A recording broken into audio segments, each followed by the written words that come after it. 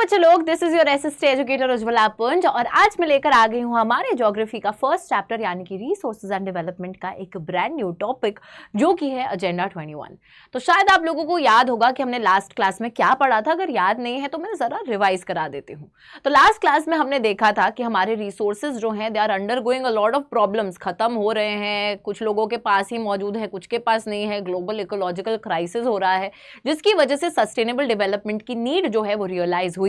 और बच्चों इसी वजह से हमारे दुनिया भर के बहुत सारे जो लीडर्स हैं वो मिलते हैं रियो डी जेनेरो अर्थ समिट 1992 में और वहां पर वो लोग अडॉप्ट करते हैं एजेंडा 21। जैसे कि मैंने आपको लास्ट क्लास में भी बताया था, एजेंडा 21 कोई बच्चा नहीं है बच्चों, बल्कि एजेंडा 21 क्या है जरा इसको समझते हैं।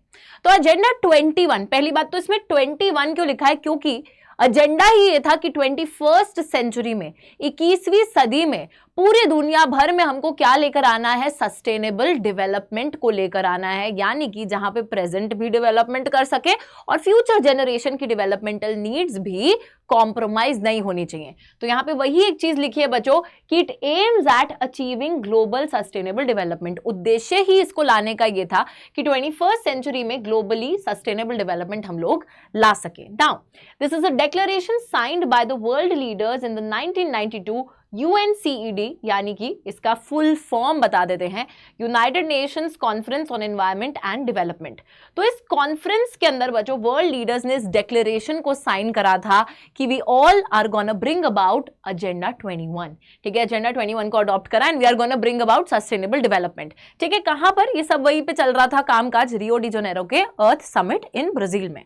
तो इस कॉन्फ्रेंस के तहत इन सभी वर्ल्ड लीडर्स ने साइन करा एजेंडा 21 को to bring about sustainable development. Now यहां तक बात एकदम क्लियर है। चलिए उसी के साथ देखिए, it aims to combat environmental damage, poverty, disease through global cooperation on common interests, mutual needs and shared responsibilities.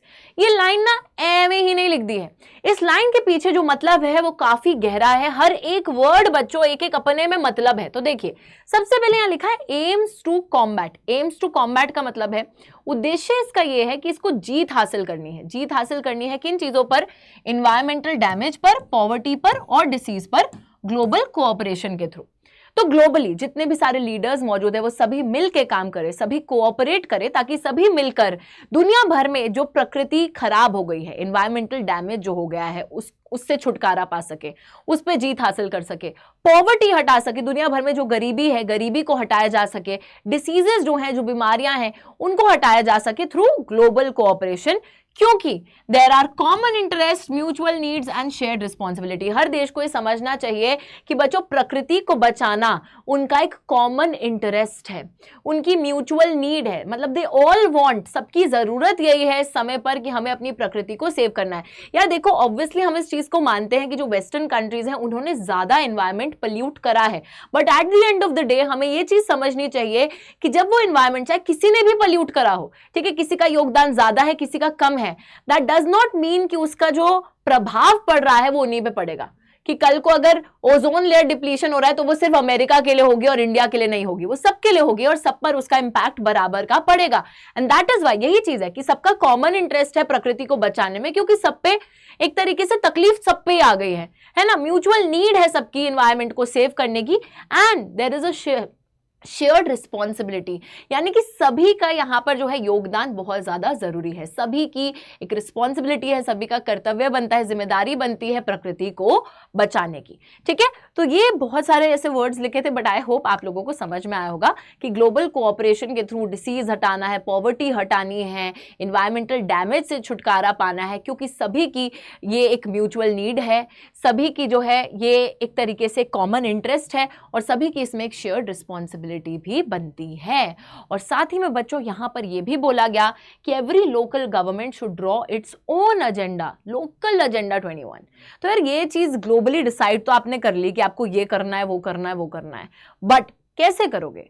Globally आप हर चीज नहीं डिसाइड कर सकते ना, तो लोकली जाकर अपने एरिया में देखकर कि वहां पे किस तरीके से इन चीजों से छुटकारा पाया जा सकता है, वहां पे किस तरीके से हम लोग सस्टेनेबल डेवलपमेंट को अचीव कर सकते हैं, तो हर लोकल लेवल तक हर गवर्नमेंट को अपना एक लोकल एजेंडा 21 बनाना होगा, जिससे कि वो इन सभी बीमारियों से छुटकारा पा सके और सस्टेनेबल डेवलपमेंट को अचीव कर सके।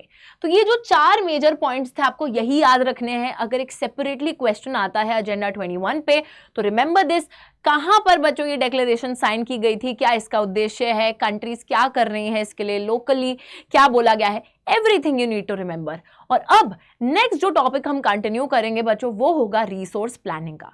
आप सभी को पता है कि रिसोर्सेज जो है उनकी कमी हमने देख ली है, उसकी कमी भी है, हमने ये भी समझ लिया है कि उसकी कंजर्वेशन की भी एक बहुत बड़ी रिक्वायरमेंट है। और उसी के साथ अब हम देखेंगे कि दैट इज वाई हमें एक रिसोर्स प्लानिंग करने की जरूरत है, ताकि हर एरिया जहां पे किसी रिसोर्स की कमी भी हो वहां तक भी वो रिसोर्स पहुंच सके। तो this is something that we are gonna see in the next class. I hope you like the lecture. Thank you so much, guys. I will see you in the next class. Bye bye. Take care.